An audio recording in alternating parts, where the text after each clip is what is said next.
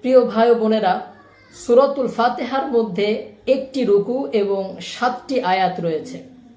এই 7 আয়াতের ভিতরে আমাদের কিছু গবেষণা রয়েছে। 7 আয়াত একটু চিন্তা করে দেখেন, আবার আল্লাহ রাব্বুল আলামিন 7টি আসমান তৈরি করেছেন। 7টি আয়াত আবার 7টি আসমান।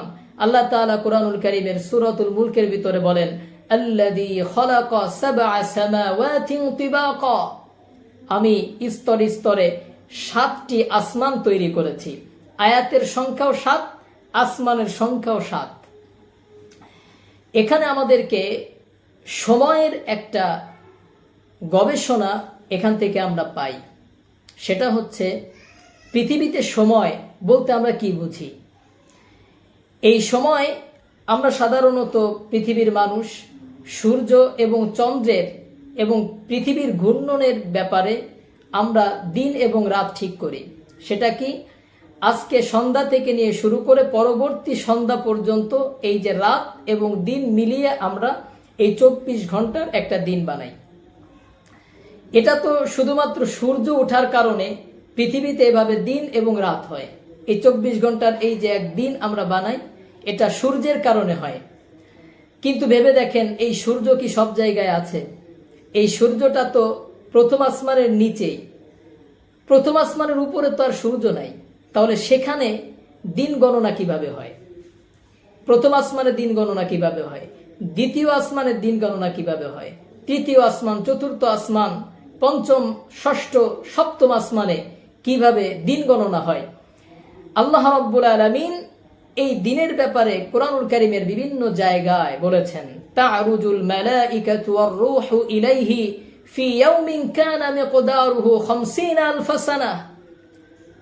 যেদিন তোমাদেরকে হাসরের ময়দানে একত্রিত করা হবে, সেদিন যেই দিন তোমাদের বিচার করা হবে, সেই দিনটি হবে তোমাদের গণনায় 50,000 বছর। সেই দিনটি আসলে হবে একদিন, কারণ তখন তো এই পৃথিবী আর সূর্যের এই ঘূর্ণন ব্যাপারটা থাকবে না। তখন সূর্য থাকবে আমাদের মাথার অর্ধ হাত অথবা 1 কিলোমিটার উপরে। তখন তো সূর্য ডুববেও না, আবার সূর্য উঠবেও না, সূর্য তো স্থির থাকবে।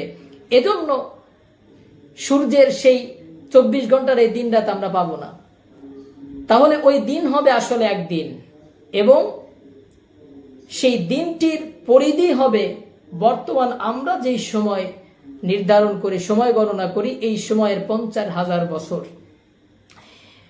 আমরা পৃথিবীতে 2টা কথা আছে, এক হচ্ছে সময় আর একটা হচ্ছে অবস্থান, জায়গা। স্টিফেন হকিং এর থিওরি হচ্ছে টাইম অ্যান্ড স্পেস। এই টাইম অ্যান্ড স্পেসের কারণে আমরা অনেক কিছু দেখি, আবার অনেক কিছু দেখি না। যেমন আপনাকে যদি আমি প্রশ্ন করি যে ফেরেশতা আপনি দেখেন কিনা, ফেরেশতা কিন্তু আমরা দেখি না। আবার আমরা ইতিহাস থেকে জানি যে ফেরেশতা দেখা যায়। হাদিসের মধ্যে আমরা পাই, হযরত ওমর ইবনুল খাত্তাব রাদিয়াল্লাহু তাআলা আনহু হতে বর্ণিত, তিনি বলেন, আমরা নবী করিম সাল্লাল্লাহু আলাইহি ওয়াসাল্লামের সামনে বসা ছিলাম। এমন সময় একজন ব্যক্তি আসলো, ধবধবে সাদা তার শরীরের পোশাক, এবং তার চুলগুলো ছিল কুচকুচে কালো।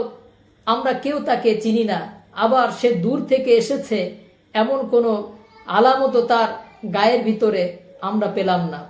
পক্ষান্তরে সেখানে তিনি আসলেন এবং নবী করিম সাল্লাল্লাহু আলাইহি ওয়াসাল্লামের হাঁটুর সাথে হাঁটু মিলিয়ে তিনি বসলেন।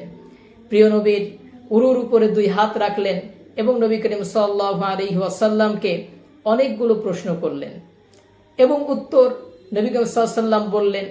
সর্বশেষ তিনি চলে গেলেন। প্রিয় নবী জিজ্ঞাসা করলেন, হে ওমর, বলো তো একটু আগে যিনি এসেছিলেন তিনি কে? হযরত ওমর রাদিয়াল্লাহু তাআলা আনহু বললেন, আল্লাহু ওয়া রাসূলুহু আ'লাম, আল্লাহ এবং আল্লাহ রাসূল সবচেয়ে ভালো জানেন, আমি জানি না। প্রিয় নবী মুহাম্মদ সাল্লাল্লাহু আলাইহি ওয়াসাল্লাম বললেন, এতক্ষণ যিনি আমার সাথে কথোপকথন করতেছিলেন তিনি কোনো মানুষ ছিলেন না, তিনি ছিলেন আল্লাহর পাঠানো ফেরেশতা হযরতে জিবরাইল আলাইহিস সালাম। প্রিয় ভাইরা, তার মানে জিবরাইলকে মানুষের সূরাতে মানুষরা দেখলেন, সাহাবীরা দেখলেন। তার মানে ফেরেশতাদেরকে দেখা যায়, আবার ফেরেশতাদেরকে আমরা স্বাভাবিকভাবে দেখি না।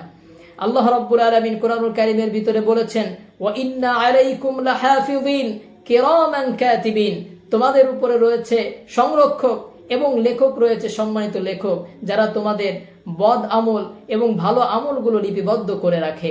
তাহলে আমাদের সাথেও ফেরেশতা আছে, কিন্তু আমরা তো সেই ফেরেশতা দেখি না। আমাদের ঘরের ভিতরে রহমতের ফেরেশতা আছে। প্রিয় নবী বলেছেন, তোমাদের ঘরের ভিতরে যদি মূর্তি থাকে, যদি ছবি থাকে, কুকুর থাকে, তাহলে ফেরেশতারা, রহমতের ফেরেশতারা প্রবেশ করে না। তার মানে যদি আমাদের ঘরটা পবিত্র থাকে, কুকুর মুক্ত থাকে এবং ছবি মুক্ত থাকে, মূর্তি মুক্ত থাকে, তাহলে আমাদের ঘরে রহমতের ফেরেশতা থাকে। কিন্তু আমরা তো সেই রহমতের ফেরেশতাগুলাকে দেখি না। ফেরেশতাদেরকে দেখা যায়, আবার দেখা যায় না। জিনদেরকে আমরা দেখি, আবার দেখি না। কেউ কেউ জিনকে দেখে, আবার স্বাভাবিকভাবে আমরা কোনো জিনকেই দেখি না।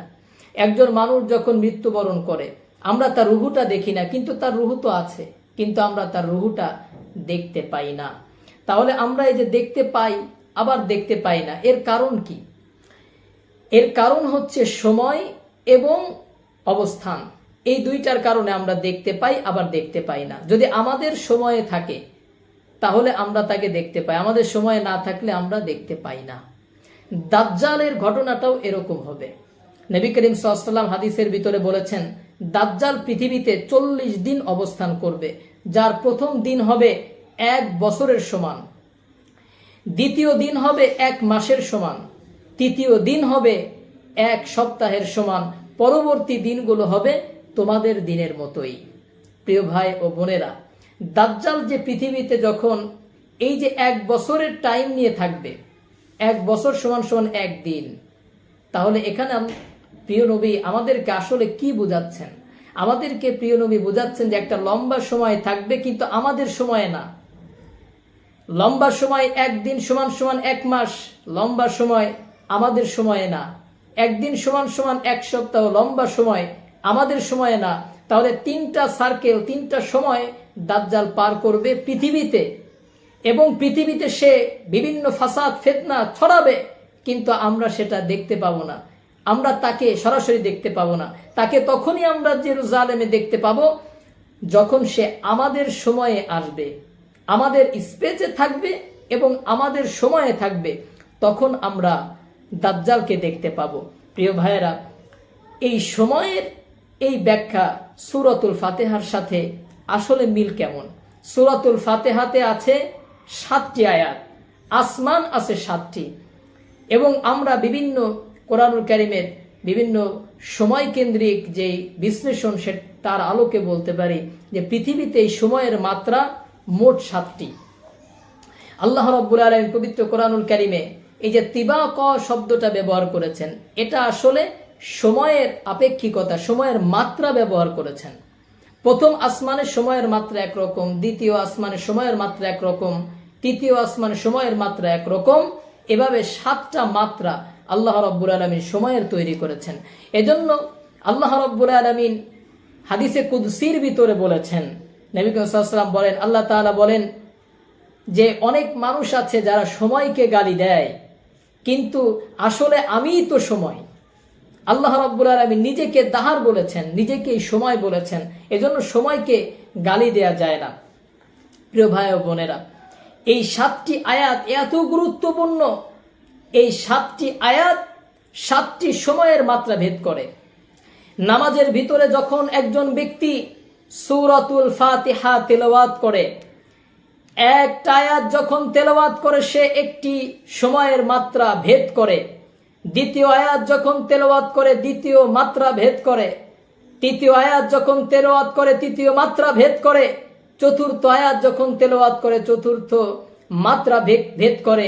এভাবে সপ্তম আয়াত যখন সে শেষ করে, তখন 1 আসমান 2 আসমান ভেদ করে, সপ্তম আসমান ভেদ করে আল্লাহ রাব্বুল আলামিনের সাথে তার দিদার হয়ে যায়। এজন্য বলা হয় আস-সালাতু মি'রাজুল মুমিনিন, সালাত হচ্ছে মুমিন বান্দাদের মেরাজ। 7টি আয়াত, এজন্য আমরা থেমে থেমে পড়ি, প্রতিটা আয়াত থেমে থেমে আমরা তেলাওয়াত করি। কেন? আমরা মাত্রা ভেদ করে করে আল্লাহ রাব্বুল আলামিনের সাথে আমাদের দিদার হয়ে যায়, আল্লাহ রাব্বুল আলামিনের অতি কাছাকাছি চলে যায়, এবং আমরা কোরআনুল কারীমের তেলাওয়াত করি, আল্লাহর সাথে কথোপকথন করি, এবং নামাজের ভিতরে আমরা সেই স্বাদ অনুভব করি। এজন্য সূরাতুল ফাতিহা যখন আমরা তেলাওয়াত করি, এই কথাগুলো আমরা মনে রাখবো যে আমি যখন আলহামদুলিল্লাহি রাব্বিল আলামিন, আমি চিন্তা করো আমি এক আসমান একটা সময়ের মাত্রা ভেদ করলাম। আর রহমানির রহিম, আমি সময়ের দ্বিতীয় মাত্রা ভেদ করলাম। মালিকি ইয়াউমিদ্দিন, এভাবে তেলাওয়াত করতে করতে গায়রিল মাগদুবি আলাইহিম ওয়ালাদ